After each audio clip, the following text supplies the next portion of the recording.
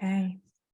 Perfect. Welcome everybody. My name is Jerry. Whoever knows me, that's good. Who's not, I guess you're gonna get to know me by the end of this call.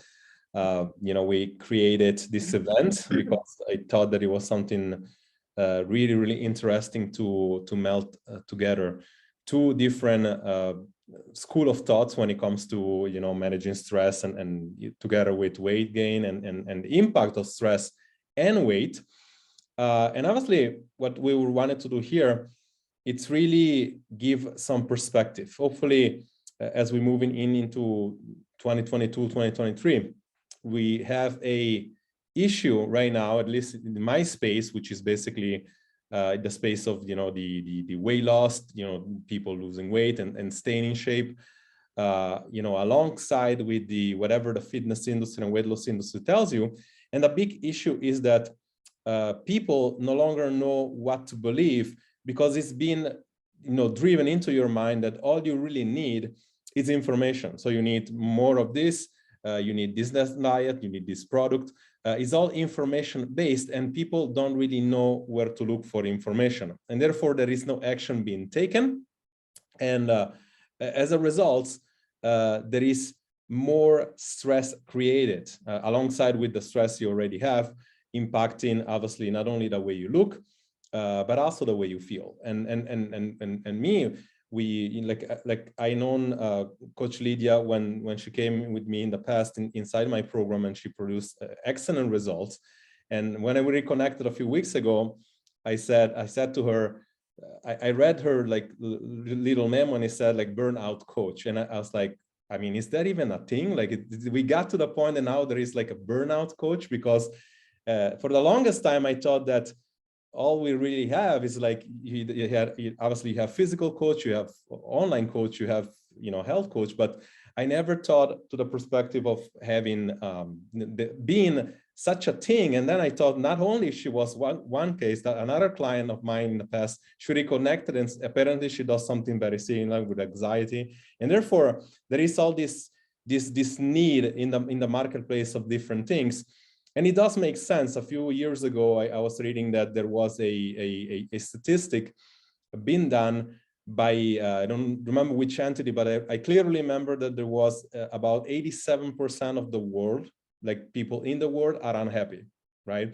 And I always say like it's cool to know what happens with the rest of the 10%, because most people live paycheck to paycheck. And obviously that creates a huge amount of unhappiness, and creates stresses, creates suicide, creates anxiety, and obviously when me and Lydia we talked, and I said, yeah, it's a good idea, because while what I do is very much ingrained into the mindset, when we're talking about stress and weight gain, I always refer to stress as the kind of like the eating more stress, the physical stress, eating more or eating less, or being on a diet, but rarely is that that like we don't necessarily dive deep into the aspect in my program to mental stress, and the mental stress is kind of like a cycle. You're stressed out from the thing I just said, plus you have other stresses in your life, and then you add weight, and then like as you add weight, you no longer see who you want to see in the mirror, and that creates unhappiness, and it's like a cycle that goes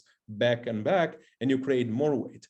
And so I thought, why don't we do something that really shows them why they should even consider not only one coach, but possibly even two coaches, because like the magic happens when you have somebody with such a difficult situation, such a burnout, to blending the two things together, because obviously there is one aspect that if you get leaner and looking better, is going to impact your self-confidence and self-worth, and there as a result it might be easier to unlock the other things. So Lydia, first and foremost, thank you so much for coming here.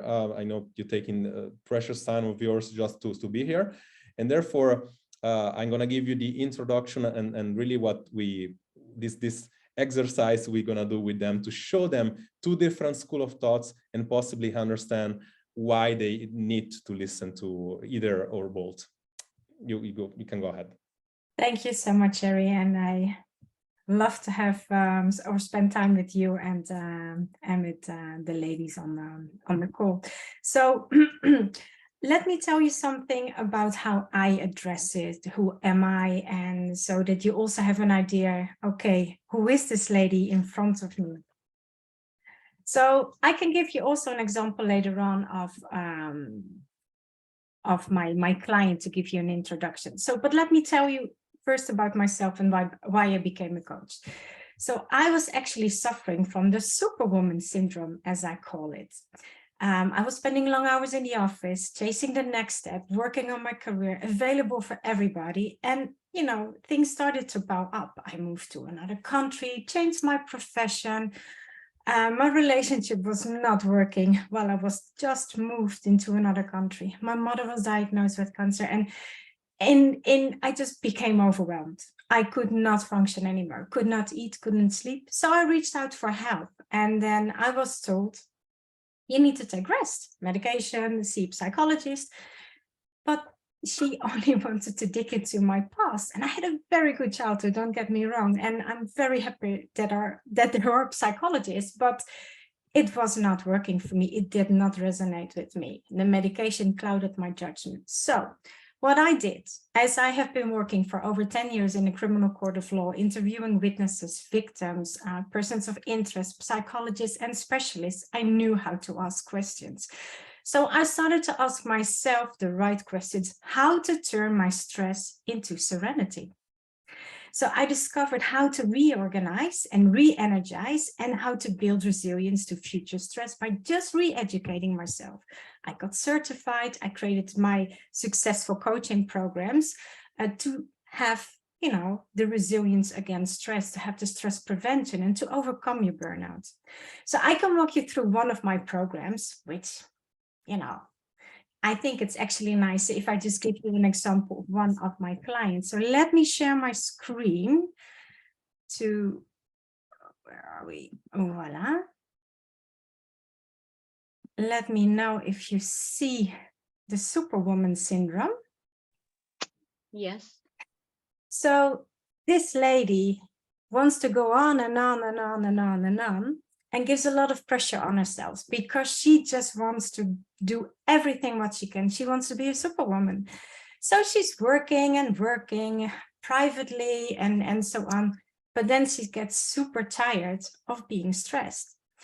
So the person I have in mind, so look at the picture, because that speaks 1,000 words, because I can tell you that this person, actually, this picture represents Jane. So Jane is married, 39, has 2 kids, 2 girls, 9 and 4. She has no intimacy. And she is working in a corporate organization, middle management, and wants to do the next step. Now, she feels, and all of that while she's running the show at home, you know? So she feels taken for granted, stressed, emotionally drained, unappreciated at work, overwhelmed. And what about her nutrition, you might think? Well, she drinks coffee, lots and lots of coffee, eats relatively healthy during the day, but then in the evenings it starts. She gets cravings, she wants chips and candy and cheese and whatever it is that she wants. And, you know, what is the result? She weighs a little bit heavier than she would like to, so she weight gain. So who of you know or is aware that stress can be an unseen or an unheard reason behind weight gain, about, you know, unhealthy choices? Have you been aware of that could be a trigger to gain weight? Yes. I just wanted to say, if you have an idea, feel free to unmute yourself or use the chat. Thank you. So yes, indeed, I can confirm stress can significantly impact your weight by losing weight or by gaining weight. And maintaining a healthy lifestyle is really difficult despite the efforts that you have. So there are signs that you gained weight because you experienced stress. Do you have any idea what those signs could be or what your signs are? Feel free to comment.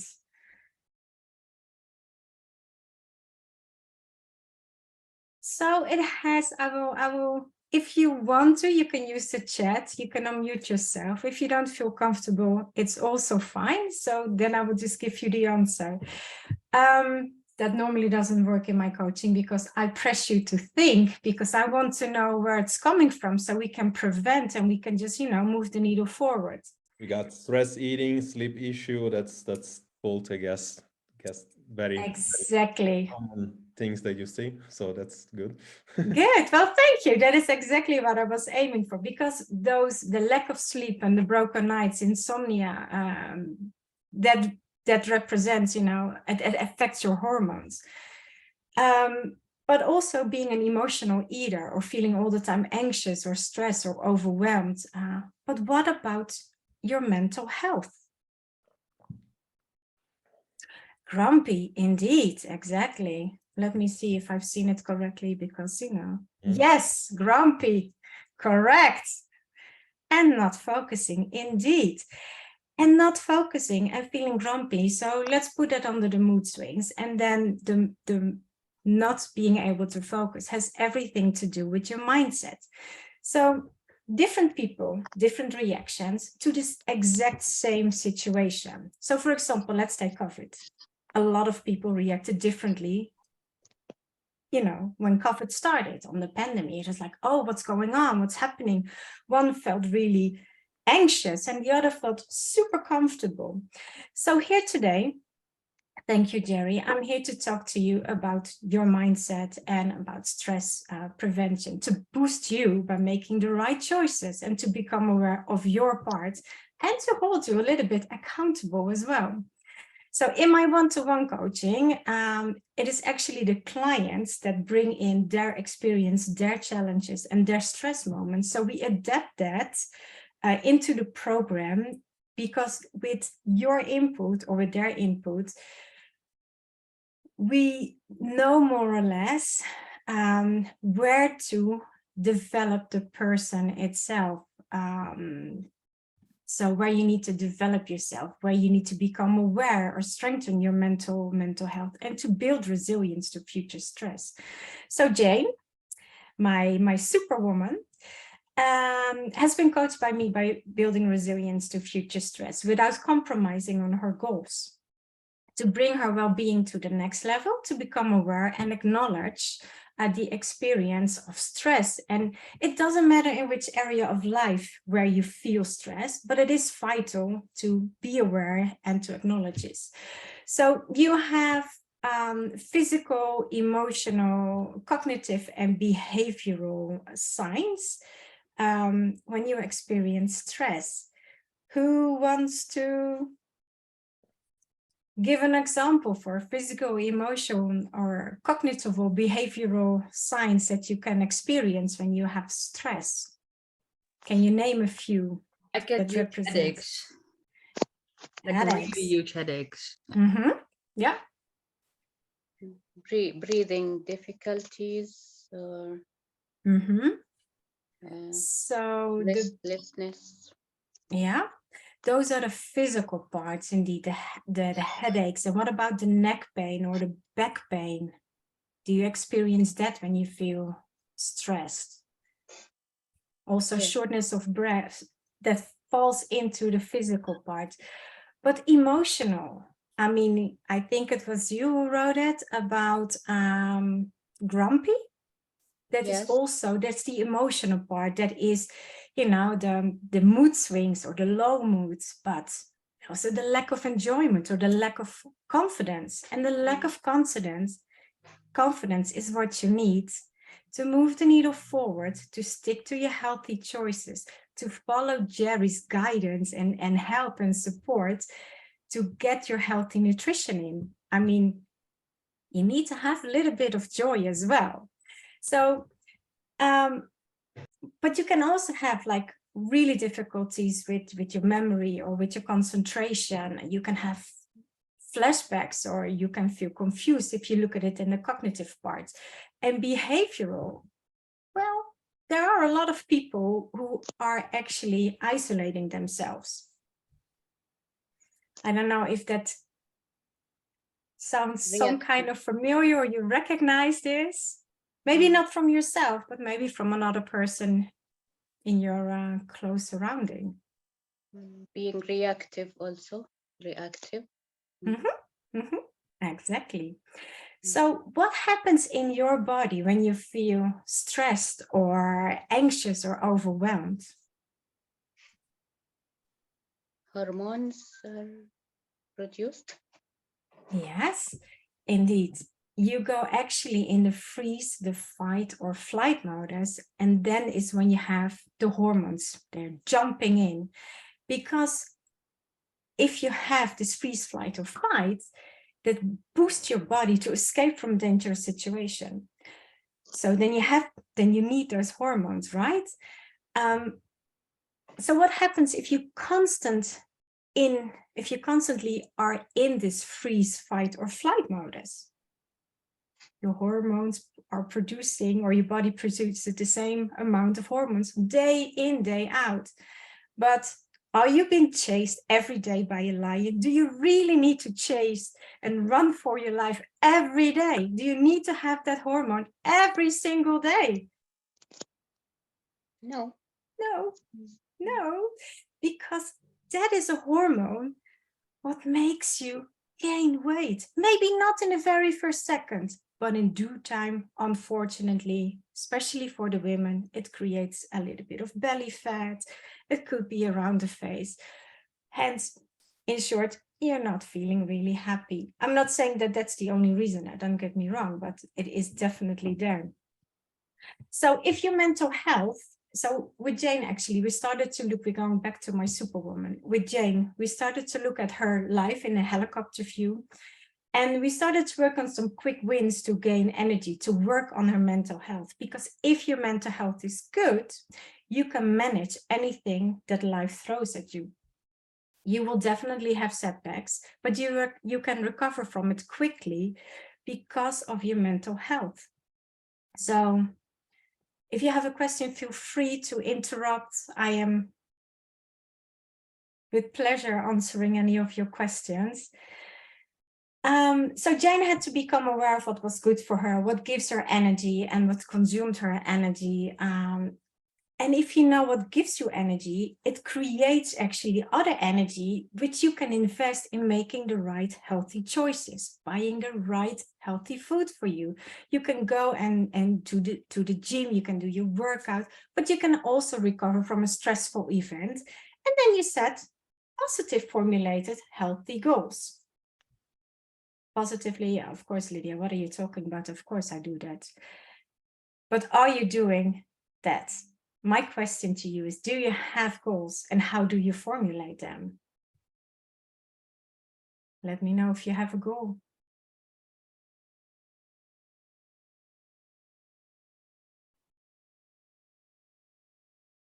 You guys can just type if you want. Like, You can type. To talk.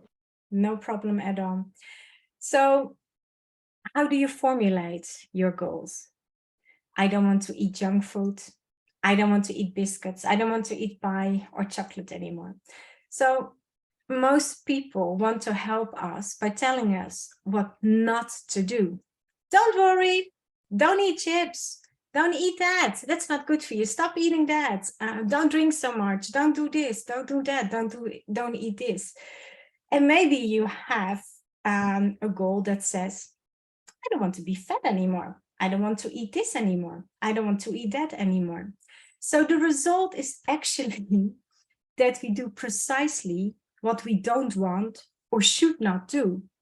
And you might ask, why? So listen carefully. Don't think of your favorite chocolate pie. Don't think of your favorite chocolate bar or any of your guilty food pleasures. Don't visualize that you have it in your hand. Don't take a bite. You don't feel the chocolate bar. You don't feel the chocolate in your mouth. You don't have any of the guilty pleasures that you like, that tastes so good. Did it work? Did you not think of the chocolate bar? Or did you maybe think of your chocolate bar or of your guilty pleasure? It's the same as talking about the pink elephant in the room. Don't think of the pink elephant. I just transformed it into a guilty pleasure of food, for example. So when we are urged not to do something, we must first think about what not to do. So the energy goes to what we are doing. And the brain, however, does not immediately recognize the no, the not, the do not, etc. When we think.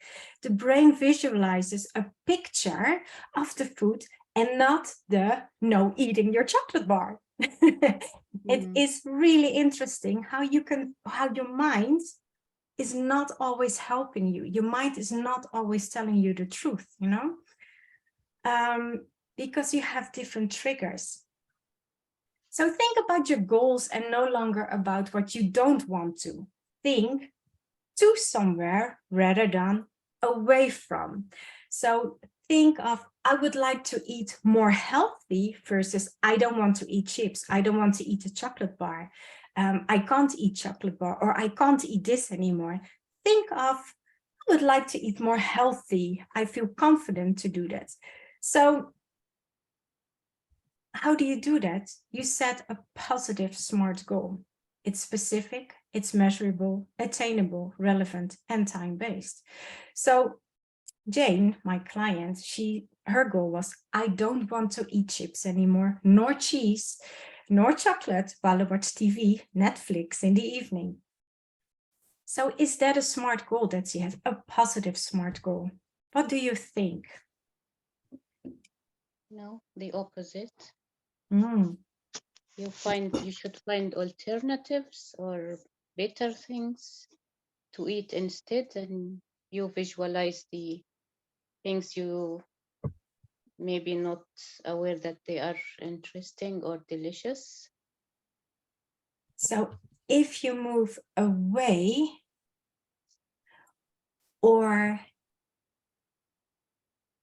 you move somewhere, that is actually the difference. So I think I go to somewhere, I go to the choice of healthy food instead of I go away from do not, no, etc.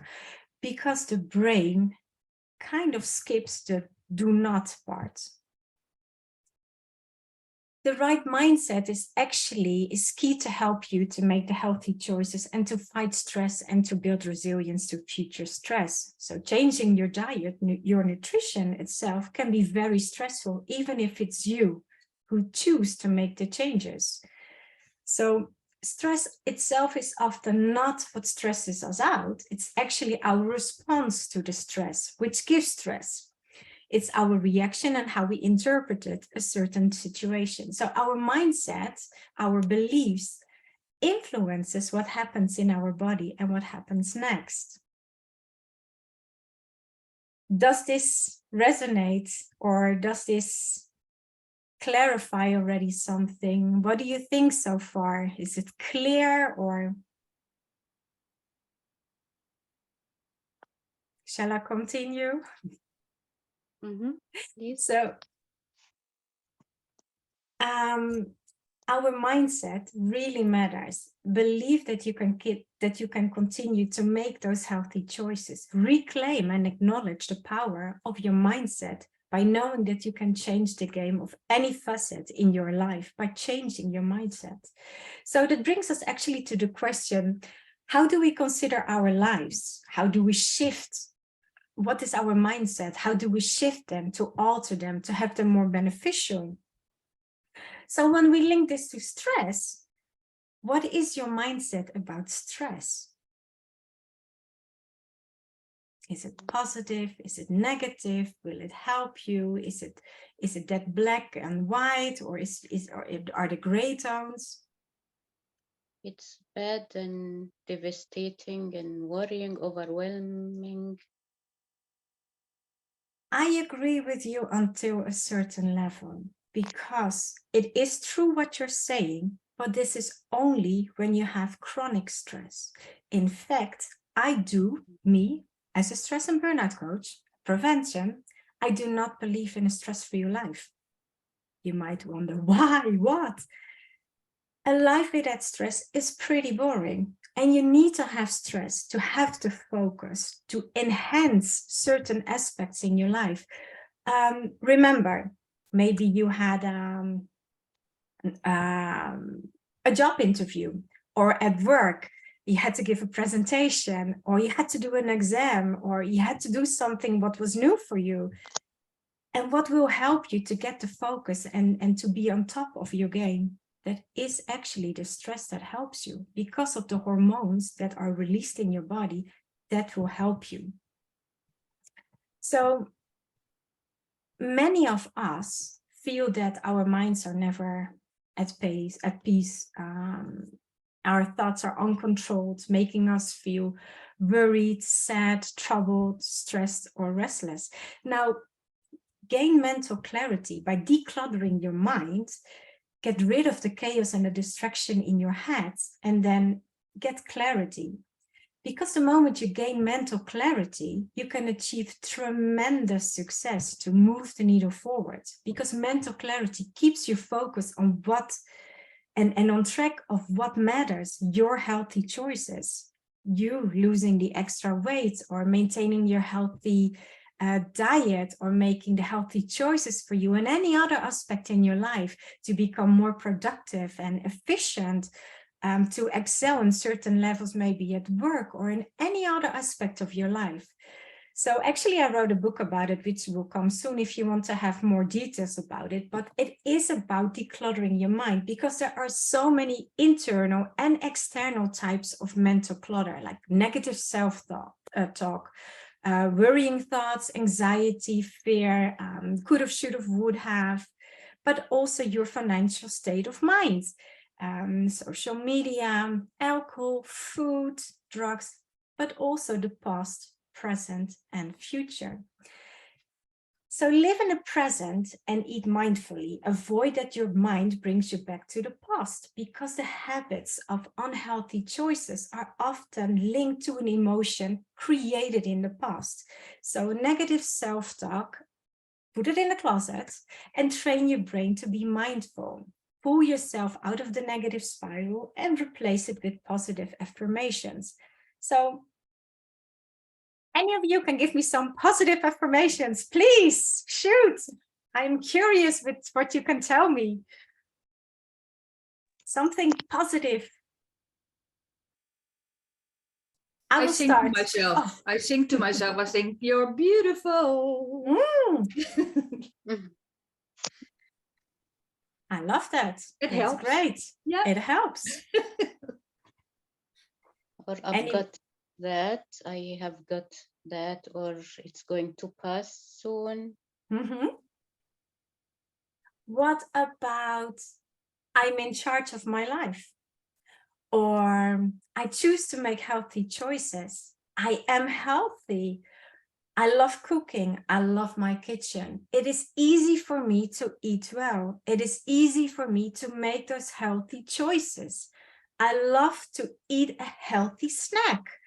I love that I can prepare my day menu, my week menu. I mean, it is kind of cool, no? That you can just see and like, oh, what can I eat?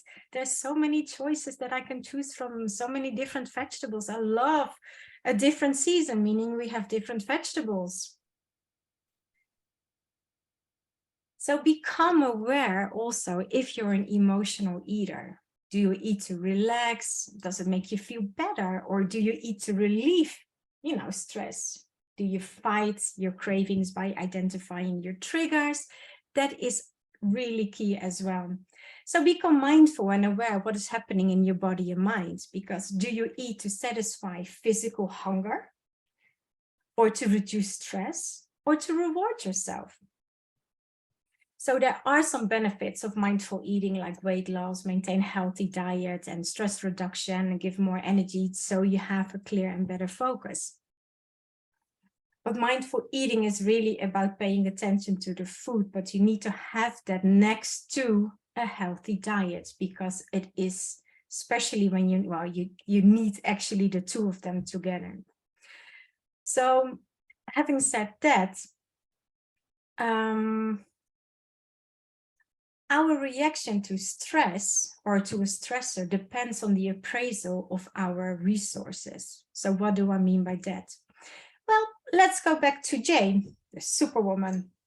She has been raised by a single mother, and she received candy to calm her down. When she fell off her bike, or when she had issues at school, when something wrong went in her love life, or you ever name it, any setback that she had, her mother said, "Oh, here, let's have candy. Here, let's have Ben and Jerry's. Here, let's share some chips."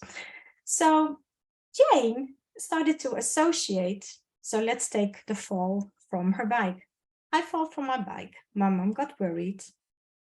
I get attention. I get candy. That's my comfort. So this leads automatically that Jane likes to eat sweets and chips as an adult when she wants to comfort herself. So I gave her a mindful exercise. It's a 5-finger exercise to distract her thoughts from food. It gives peace and lets stress, frustration, and irritation slide to the background. And if you practice this 5-finger exercise enough, it will be able to control your breathing and increase your self-confidence and inner peace. It distracts you from comforting yourself with food if you have that. Now, if we feel like we have the resources that our mind can handle, then stress is not a challenge. But then stress will help us to perform and to make the right choices. Hence, I do not believe in a stress-free life. So if we feel we have the resources, our minds become more apparent and clearer, and we can make better decisions under pressure. Now you might ask, okay, Lydia, this is all fine, but how do I get out of this stress? How do I build resilience over time? So stop. I stop. And then I ask myself, and you ask yourself, am I stressed? I investigate what's going on. Is it at work? Is it at home? I see, I take a helicopter view. Where am I losing my energy? And how can I increase it or expand my coping strategies? How can I shift it? How can I boost my coping resources? And how can I attack my stress? Which strategies can I use? Which kind of coping system can I put in place? And I just actually want to close it a little bit because I feel that I'm talking way too much and I should not do that. Normally I never talk this much, but I would like to mention that resilient people tend to have and maintain a more positive outlook and cope with stress more efficiently and effectively. So what is key to understand is that the connection between body and mind and your mental and physical health, it is your body and mind to keep it in balance. It's essential to stay ahead of long-term stress and to prevent burnout, to keep your weight under control and to get that boost to go through that desired transformation. So actually what you need to think of is, how can I invest in myself? Because you are your biggest asset.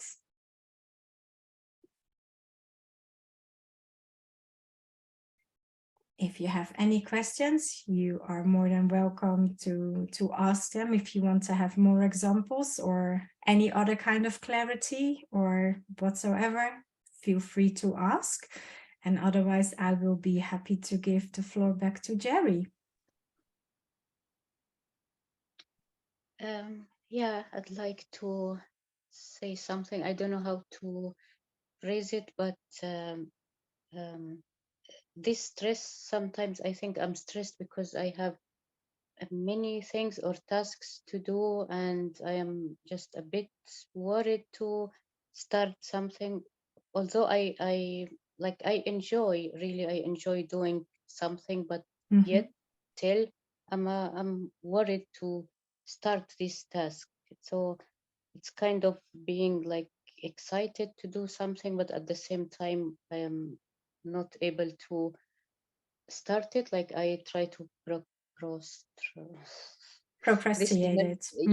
yes, and like I pretend that I have something else to do, and this is really crazy because it's something I like to do. I'm looking forward to doing, but still I can't you know, like start sitting down and doing this thing, like maybe studying or finishing a task, or, you know, preparing like maybe a financial budget for the family. Things are important, and like you'll feel really enjoying yourself, and also you feel rewarded because you have finished something important. You feel like rewarding.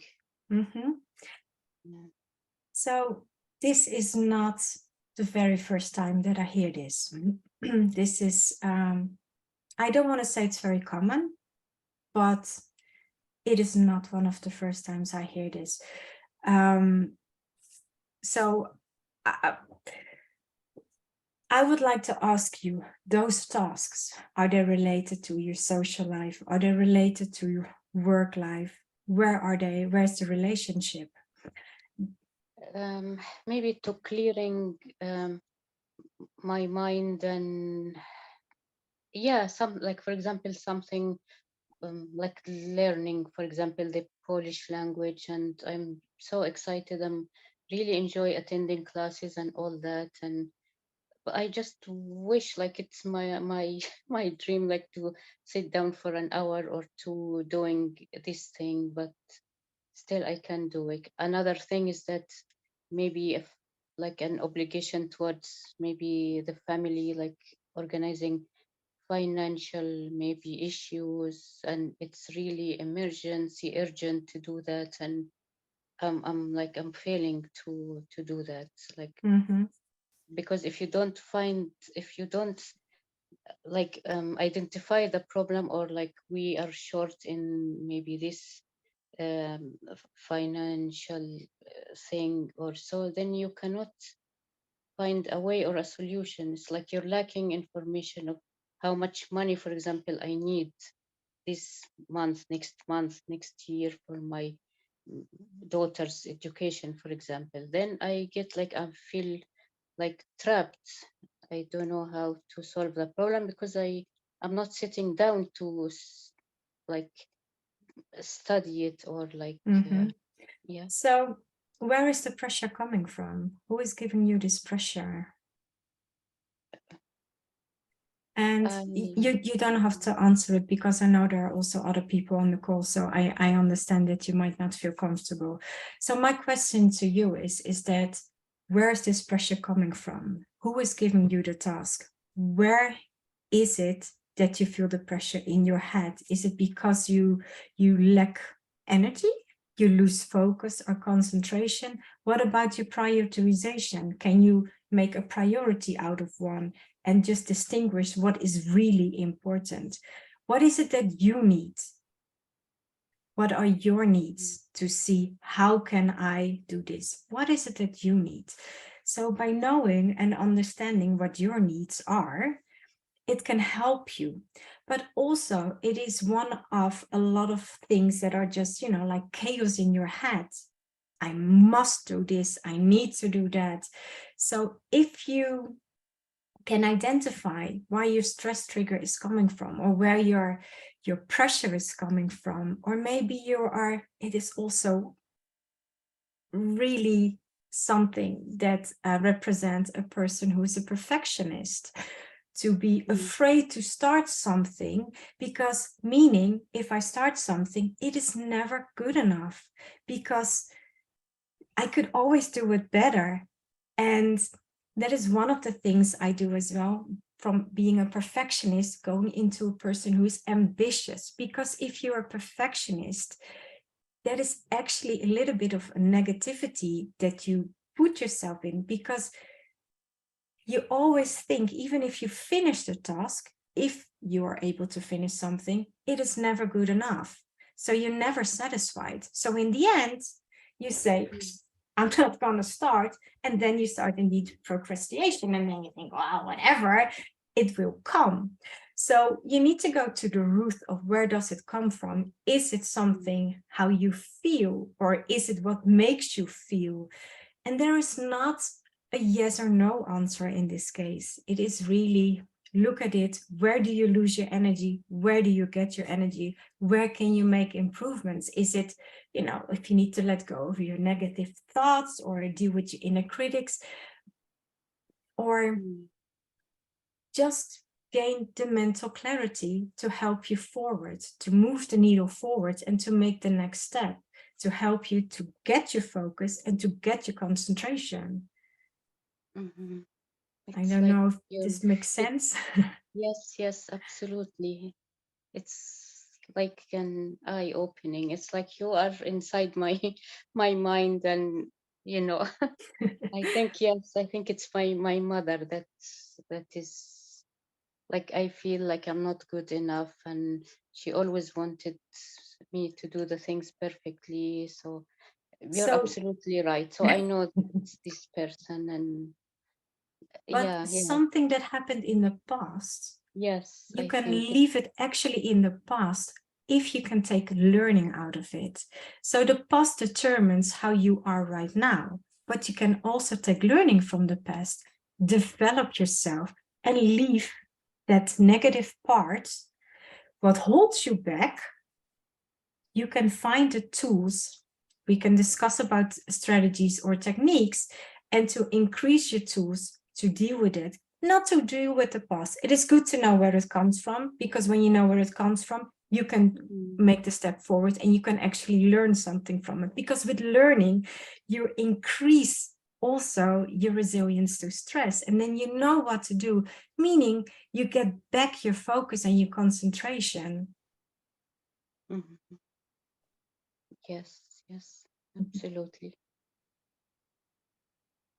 Any other question or any other clarification that you might looking for?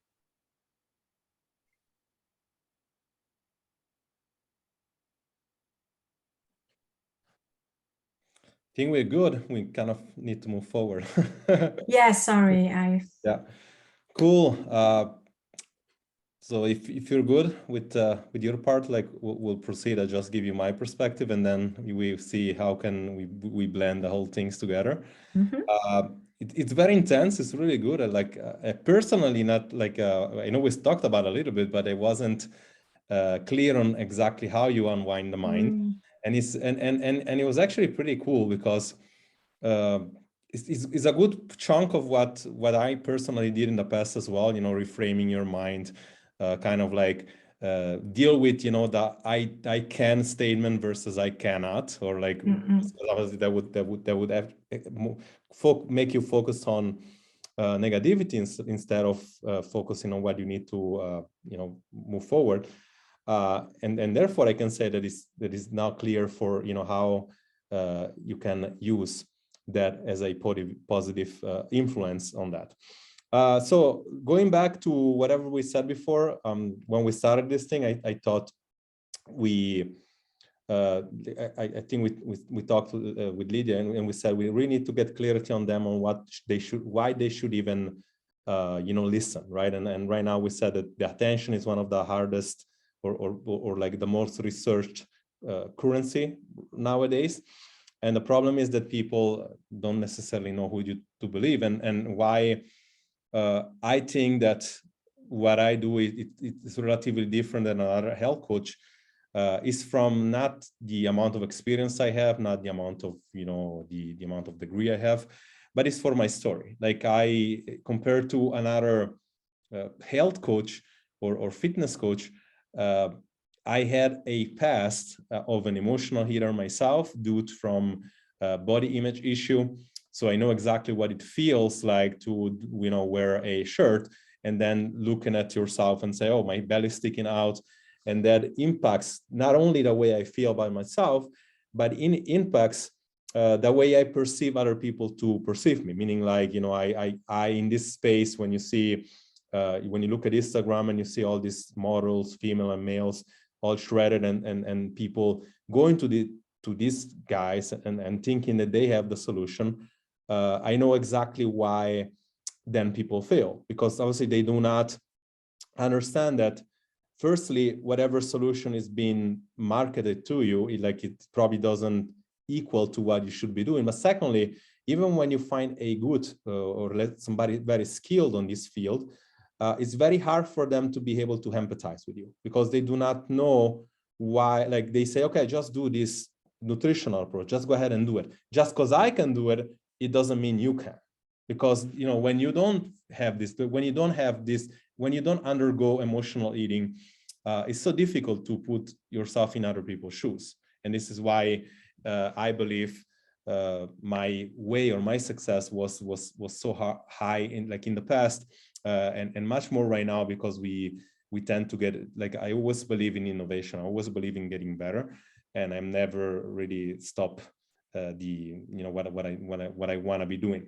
Now, with this being said, as I move in with my presentation is going to be relatively shorter, because I really like always to go to the point and give clarity, and I'm in love with results. I'm in love with changing people's life, and I really believe in my approaches. Like, obviously, it's always like that. Like, we are not for everybody, and I don't want, like, and I always say, like, I'm probably one of the only coach or presenters, which honestly, like, I always say it, I'm in your face, and like, you either like it or you don't. And I'm not for everybody, but those of people that actually listen to and that resonates with, they always get results. Like Lamis is an excellent example here. Like we talked about, like she told me already, I can share that. Like her needle mover, like you referred to needle mover, he was her lack of self-esteem or lack of self-love, for her limiting herself because she believed that she wasn't good enough to like, her big deal was like, I need to get a better job, or I need to get a job because that's gonna take. So I said, we always work very closely, and we say, okay, we're gonna have 3 goals this week for weight, but then understand that we need 3 goals for your job, because I realized that now what really is gonna move the needle if you find a job.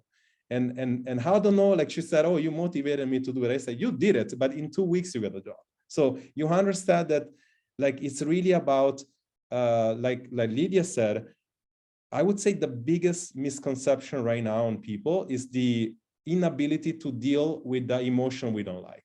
This is the biggest thing. Like, we have emotion coming in, information coming in, and the one we don't like, there is always this ability or inability to cope, right? And this is kind of like what differentiates me naturally, right? And when it comes to, obviously, the goal, I work primarily with women anywhere from 35 to 55 in losing weight and keeping the weight off. And most of them, they come to me with a problem of metabolism imbalance or hormonal imbalance, and this inability to let the weight go. Some of the time the weight is due to stress, some of the time is due to baggage they have in the past. And the way that this is successful, because Lydia asked me, like, just make sure they understand why they should actually listen to you versus another coach. And I believe that that's very important, is that I created, like, I believe in systems. I create, like, and it's twofold. Like, one, like I said, is a system that any woman that is within this situation needs to undergo. So there is usually 3, actually 4, but 3 main problems. Number 1, your body is not ready to lose weight. So you just keeping dieting or going to the next diet and stressing about it is not going to help. So we get your body ready to lose weight. We lose weight, and we making you understand that the quote unquote dieting or like cutting off the weight part is something relatively short, while we actually build up your metabolism and your body. And then we maintain the weight. We get you to live in this maintenance level. Like we kind of like, it's like 4 stages that every woman need to learn information on, and then apply the information, which is probably the implementation is usually the difficult part. And this is kind of like where the system stands. But like, I would say, going back to Jane and going back to our avatar that we built, this person, and I said, I'm going to do the same exact thing that you did, just on my way, and see on how can we just make this thing like feasible for them. So the take-home thing that I got, and again, I got this revelation yesterday. I'm like, this is actually something I want to say, is first and foremost things that usually I would say, okay, I'm just going to say whatever my way is, but like then going back, like talking about burnout, right? Because Jane has a burnout. She's an emotional eater. She has kids. She has a lot of stress going on, but I know she either in a burnout or she understands. And physically, and the importance of communicating with, let's say, the burnout coach in this case is vital, because what I would have said, like, you know, exercise would have been a huge part of this approach. But I know that if she has a burnout, apparently, based on whatever Lydia told me, you know, she will have a lot of back pain. She wouldn't be able to move. She wouldn't be able to do that. So it's very vital that whenever there is a professional, like a professional working with you towards the same goal, and you guys work together, for example, it's vital to listen to that and really starting from that hand, because it can probably save you a good couple of months of work. Instead of me, for example, saying I would have had her exercise, that would probably exacerbated the problem. But going back to that, we take her, and my approach is very simple, very, very easily, like I said, in your face, but very much to the point. It's like, and not to be confused with just being technical and talking about nutrition. It's very much mindset related, and it's like, she has 10 kilo to lose, and I would say, okay, Jane, what is your 10 kilo really about, right? And usually there is always this idea that they say something, oh, I just want to lose weight because I just want to feel better. I just want to look better to the bikini, whatever case is, right? And usually I always say, okay, is that all about the weight? And then they go a little bit deeper, and it comes down that it's always about really about either being less mean to yourself or about having more self-confidence, right? And when you get to that point, it's really understanding about what is this self-confidence or lack of self-confidence right now doing to you. And I always like to answer as the uncomfortable question. The very first time you talk to me, usually it's not because you are in my program, is either a phone call or a video call, just to see if I can help you. Because I strongly believe that if I can't help you, you shouldn't be working with me. Like, you shouldn't even be in my community if I can't help you, because I'm so much driven towards I'm driven towards somebody actually taking action, that if that doesn't resonate, I don't think like the ecosystem that I'm in, it would help. But if instead it does, then you probably find right now the main motivator for you. And in Jane's case, it was because she had to have either more intimacy, more sex with a husband, or whatever the case is. And that is one of the stressors that is created. Now, we unwind the whole thing and we say, okay, we know that there is other stressors, and the very different between stressor and stress is like stressor being something very real in your life. It's like your job is a stressor. Let's say your kids could be a stressor. Your, in this case, is you know, lack of intimacy being a stressor, something real. And then there is what Lydia described before as stress reactions to your body, meaning like the emotion that you would get as a result of something happening, meaning like let's say that, God forbid, you're diagnosed with something incurable tomorrow. That creates a very, very much responses to your body. Like Lami said before, difficult breathing, heart palpitation, like this is something that is created. Right now, for some people, and again, in Jane's case, she's an emotional eater, when you know that you get faced with, let's say, a cupcake or a tiramisu or whatever, like you're not supposed to be eating, and you eat it, right? And then you say to yourself, you know that there is a dopamine hit in your mind for a second, just to be happy for 5 minutes and then unhappy for 10. And then you say to yourself, okay, this is the very last time I do it. Like same thing like she just said before, I'm not gonna do it again. What do you think is gonna happen next time? You're gonna do it again. And the problem is that when you see the tiramisu, there is the same reaction. It's like, oh, palpitation. I'm so antsy because I know that I can't control. There is some sort of information in your mind that you cannot control. And again, it's mostly something you tell yourself, but it's unconscious, right?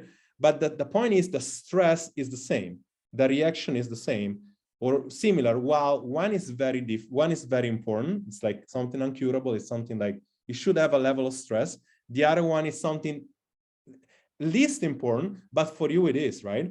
So what we do with my approach in this case, first we unwind the stress, and we say, what are the stressors you can control? Meaning, like, probably you cannot get rid of your kids. Chances are you cannot even get rid of your job, at least like you shouldn't do it right away.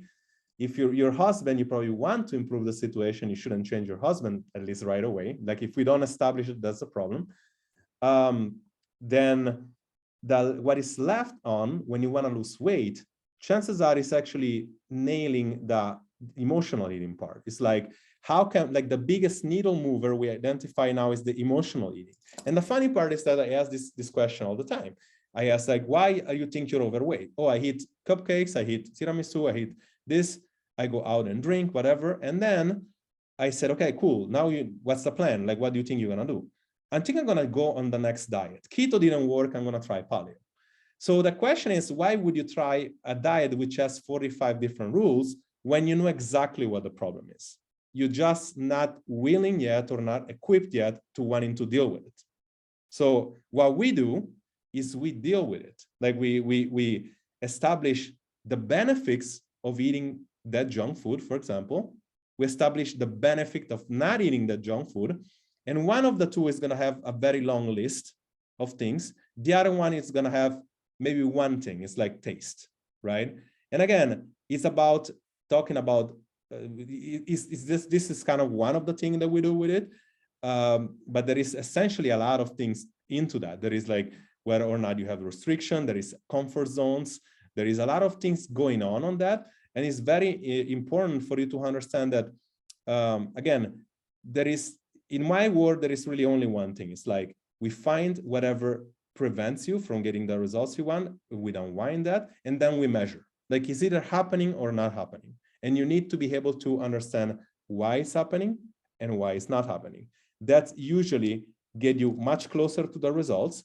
And in Jane's case, we would test, like, are we doing any progress with the emotional eating part? And then if that's not the case, then we might go much deeper. And of course, it will get to a point that she would get over the controlling her cravings and whatnot.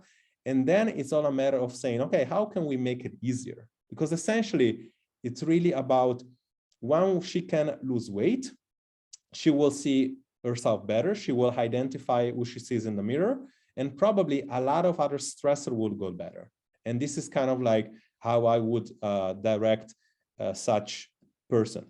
Now, with this being said, is there anybody like here that want to ask a question in regard to that? Because after that, I got something that I want to offer you guys when it comes to really implementing this information. So is there anybody here in the call that wants to ask a specific question? It doesn't have to be realistically towards somebody stressed. It might be about nutrition. It might be about anything else. I know some of you are here from Lydia ecosystem. So is there anything you want to know more specifically about?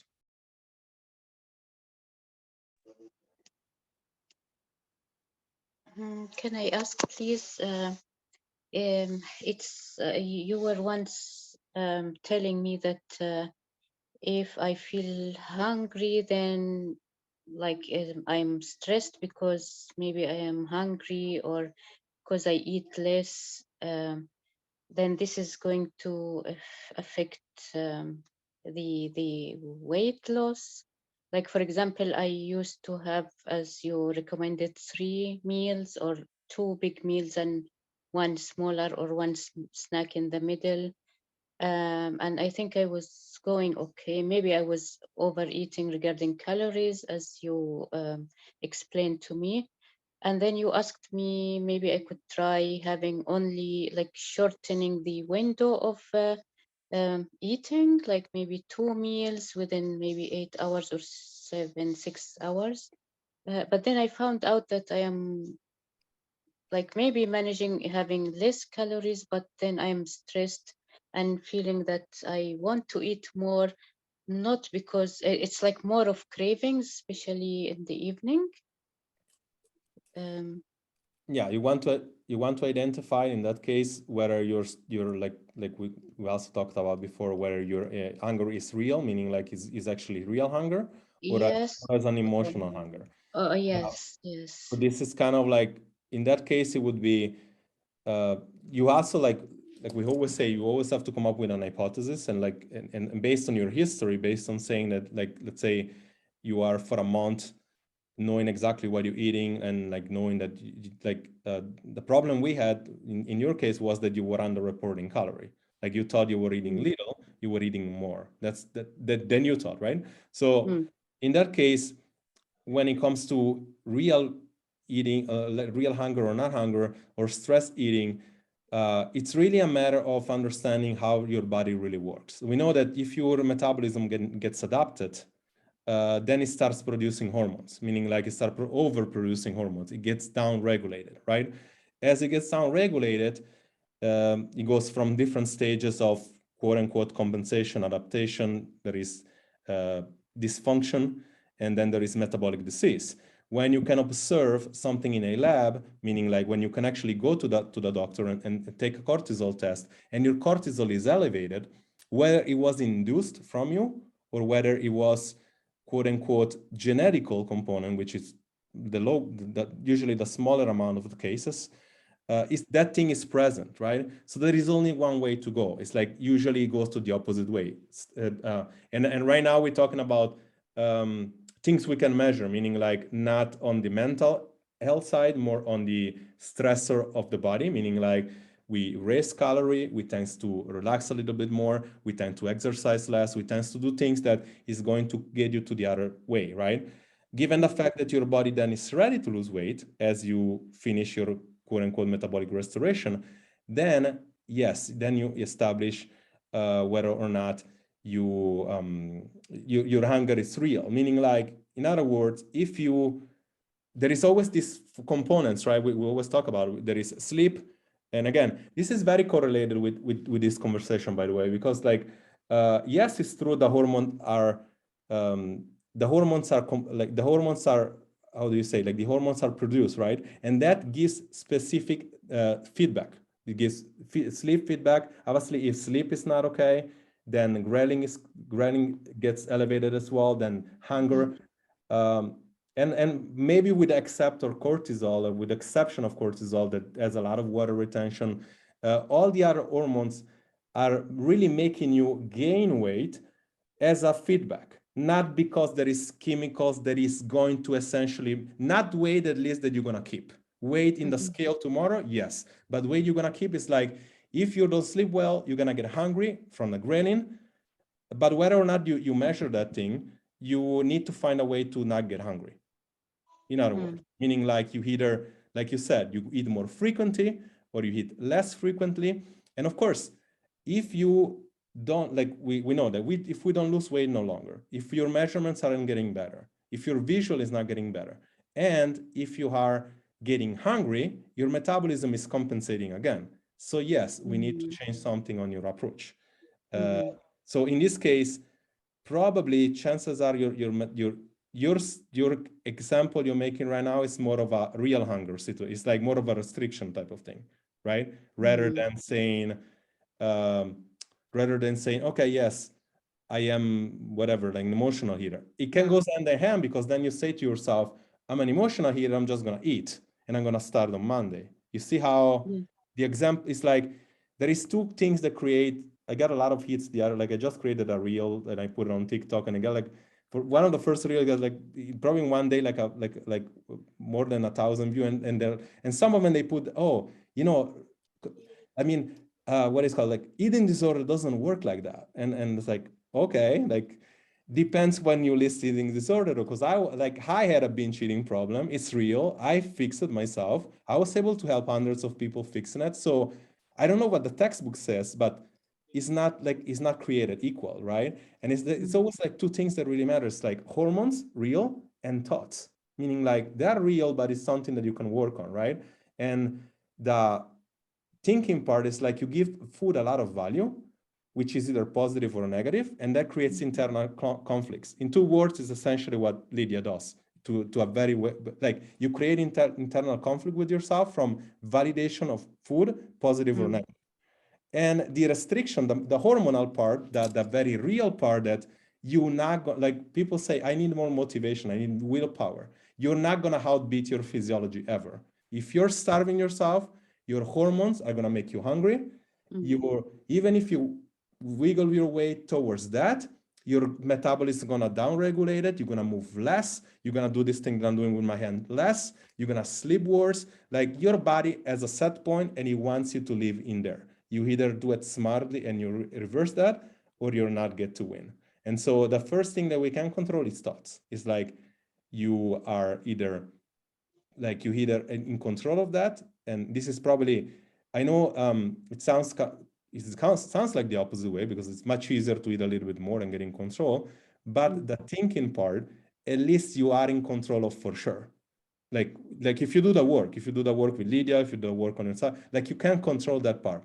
The physiology part, you can't. If you are meant to be on the heavier side, and then you're meant to be on the heavier side, you're 50% body fat. You need to understand, if you ever want to get 20% body fat, let's given the fact that you can. Maybe it's possible, but like, we need to see the situation. You're not going to do it all at once.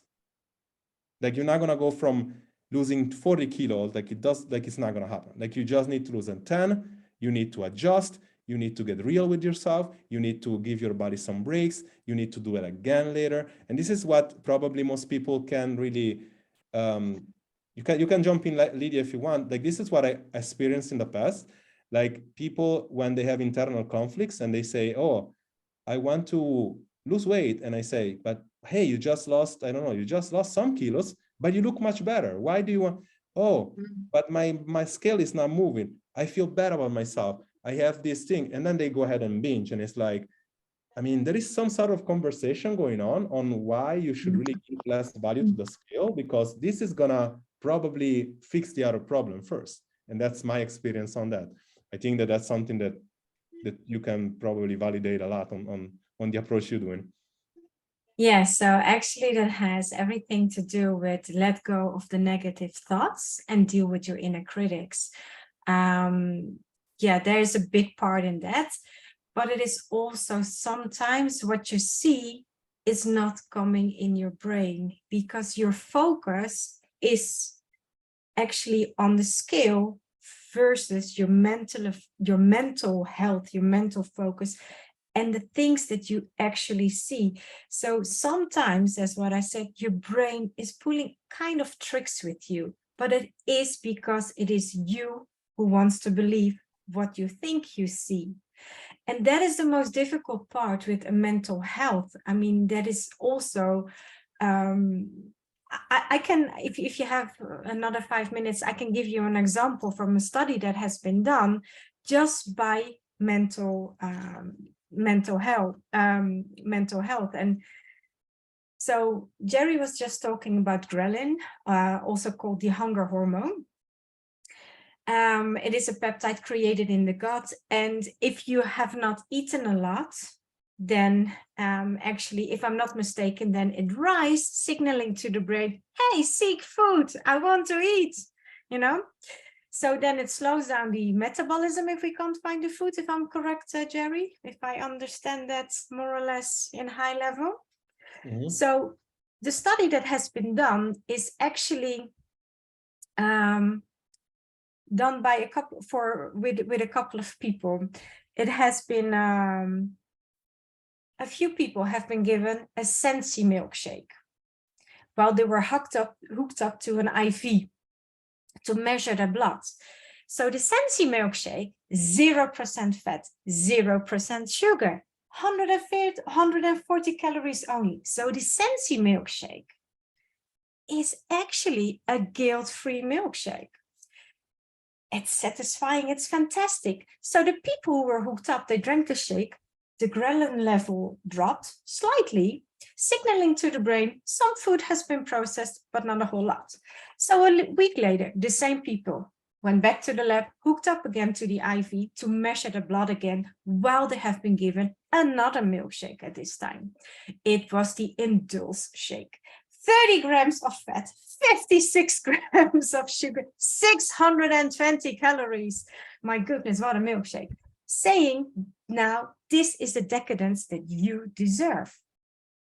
So then, what did they measure? The ghrelin levels dropped again in response to this shake, but this time at a significant steeper rate, 3 times more than with the previous shake. So I think this makes total sense to Jerry if I say that, right?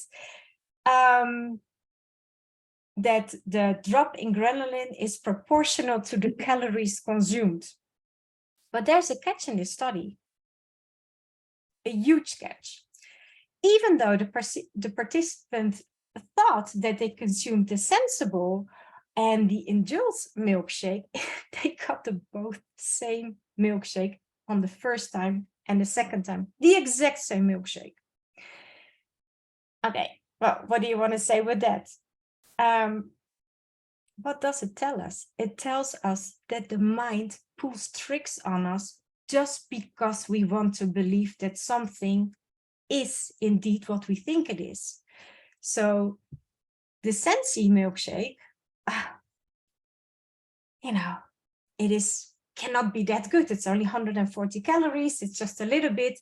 It's all happening in the mind. I'm not saying that what you eat doesn't matter, but it is actually to show the importance of the mindset. It was the exact same shake. The same study has been done with people who have been working in a hotel to clean the hotel rooms. 1/3 said, no, I'm not doing any exercises. The other 2/3 said, yeah, actually, I do have, exercise during the day. I'm vacuum cleaning and doing the beds. It's a lot of physical exercise. So they measured, and actually the people who thought and really believed that their work has been linked to physical exercise, those people burned more calories than the people who thought, I'm just doing my job. It is in the mind. So with this, I just want to mention that your brain is sometimes pulling tricks on you because just by believing. It is the same when you have a placebo. And this is related to the mindset, your beliefs. And what I mentioned in the beginning, this has everything to do with your mindset, with your mental health. So, sorry, I got super enthusiastic by your by your question, but mental health is a big part if you can, move the needle forward to your benefit. Absolutely, yeah. And I really think that, yeah, I haven't heard about those studies, and I can see how the first one makes sense. It would be cool to see how they measure the calorie part on the second one, because the problem is that there is a lot of I had a whole class on study, how they read studies, and you'd be remiss on how much there is when they take studies. There is a lot of manipulation in certain way, because it's very hard to measure how many calories people consume, because Lamis, probably 2 weeks, 3 weeks ago, you're probably consuming right now probably less calorie than you were. Likewise, it's still you, right? It's you probably as your body gets efficient, so it's very hard to get real data. But it's interesting that the ghrelin part, because when you were saying, I was for sure it's the same thing. The shit's just gonna say that it's the same shake, and in fact it was. So that's really cool. So I wanted to answer real quick before we go to the end. I see somebody based on it says usuario de Zoom. I don't know the name of the person, but based on your craving not being real, or it's more of an emotional part, you want to mute yourself, or you want to type, or you want to ask a question about it, because that's interesting. If I can kind of give you a hint of what that might be. If you want, we can have a chat over here. Otherwise, we can just I can just give you what I wanted to offer at the end. Always I like to offer value. So, you want to develop on why do you think your cravings are not real, or they're more on the emotional side. You can also type if you want. No. Anyway. You can always type later or follow up. I'll definitely be available. Okay, so what I wanted to do, oh, the mic is off. Yeah, you can type if you want. It says based on my cravings are not real. They're an emotional, related to emotional part.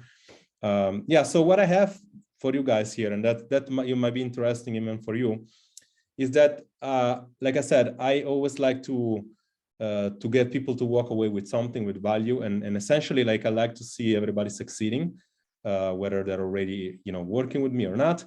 What I would be doing here is that I believe that Jane cases is not only realistic, but it's something I can usually fix in a very short amount of time.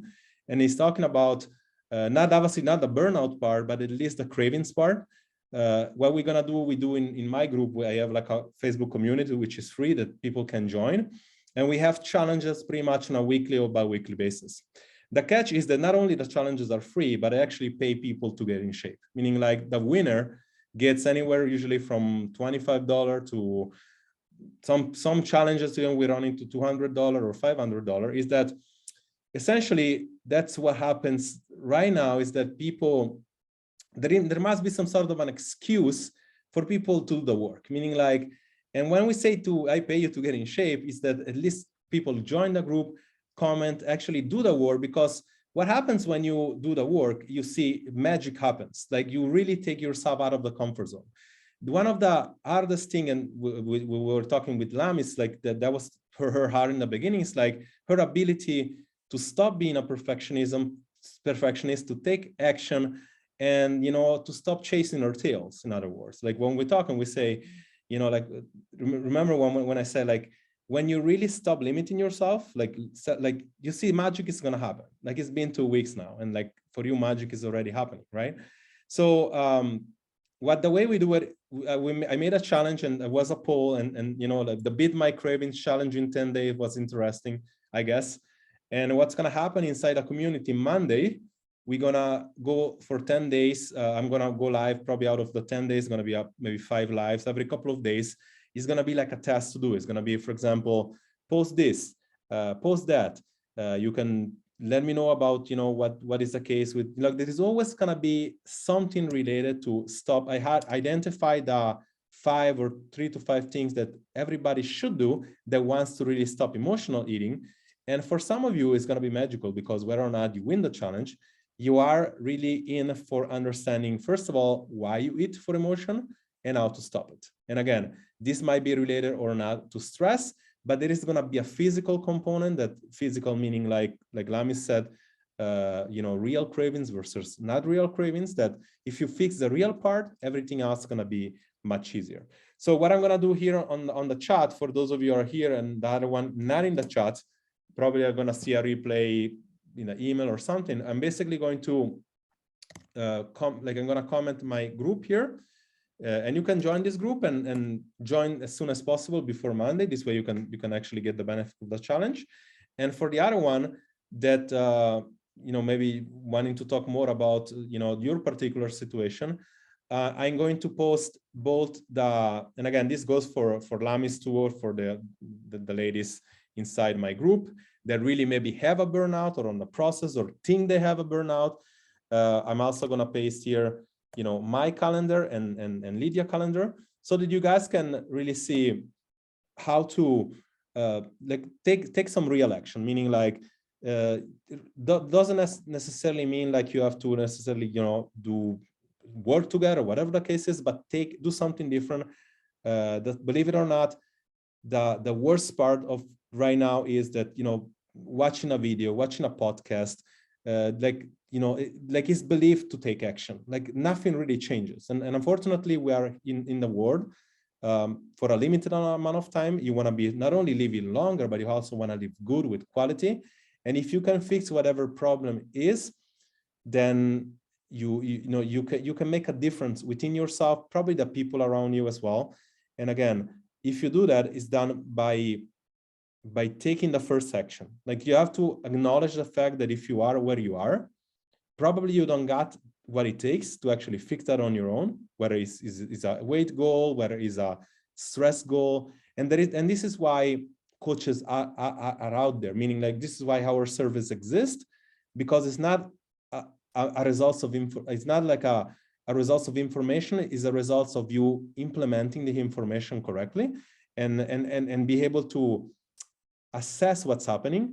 And believe me, it can make a huge difference between changing your life or not. So like if you are like hugely impacted by stress, you want to be reaching on with Lydia for sure, to see at least if you are in a burnout, or like you are pre-burnout, if you are maybe in her program, or if you are watching this in a replay and you see that I'm not maybe that the same health coach that will just tell you, okay, just do this diet and follow it, and that's it.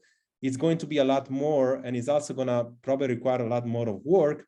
If I'm your cup of tea, and I'm probably the only presenter that doesn't give a damn if I am or not, I'm going to tell you, it's like, if I am, it's going to change your life. If I'm not, probably I'm not the right one. But if I was said, if I walk away with everybody liking me, I probably did not do my job, because usually like, this is kind of like when you're polarizing in one way, you get to change people. Like one thing I'm very proud of, and Lydia being one of them, is that she changed relatively quickly, and and she inspired a lot of people on doing the same. And again, it's not about, I don't aim to be the people that is followed by millions, like the guy that's followed by millions. I like to change lives, and if I can change your life, you know, I'll be much more than happy to show you. If not, I'm going to probably have something for you to direct you to. I'm going to say, okay, I think that maybe this approach would work better. With this being said, I thank you so much for your time. Like, we've been here a little longer than expected, but it's fun. I love you all. Like, it's been amazing. Lamis, I'm going to talk to you very soon. It was a pleasure to meet you, Sharon, and the other person, I don't know the name, but anyway, fun as well. The other one, see the replay and take action. Call Lydia. Do not just, like, you know, she should honestly be charging like all the Xenia, good meeting you. She should probably be charging, you know, 200 francs like all the psychologists just for a call. She's not. I am not. And again, what I like to say, it's probably going to become a time in the future that we will start doing that, and like just take action until you can, because it's important. Like, nowadays, everybody seems to do that same thing. Oh, you know, like just schedule a call. Yeah, no, we're not here to sell you anything. Like, we just no. So I can confirm, and I can really confirm, that if you book in a call with me, it is free of charge. With that, I just see, because I agree with Jerry. I mean, there are coaches who just want to bring in the money. Jerry and I, we work together because we want to help people. That is our goal, to help you to get into a better health, to move your needle forward, because we have been there, we lived it, we went through it. If we want to make the world better, if you are better, so meaning we are selective with whom we work. I also do not accept every person, because I am not everybody's coach. I am there for you when you need me, if we have this connection, because otherwise, you see me so often, it doesn't work, because we have one-to-one coaching sessions. And if you see me that often and you think, what? It doesn't work. So now that's why Jerry and I, we work together, because we truly know where you are, what you have been through, and what is still coming at you. So we are there for you to, you know, to help you and to guide you. So it's a free 30-minute call, no worries. Nothing is attached to it. It's really to help you to make your health better. So key takeaway, your goal is to go somewhere instead of going away from it. So you would like to eat healthy, get a better mental health, and I wish you good luck with all. And if we can guide you, please reach out to us. Thank you so much for joining us. Take care. Have an amazing weekend, everybody. And again, if you need help, don't hesitate to ask. Bye-bye. Thank you. Bye-bye.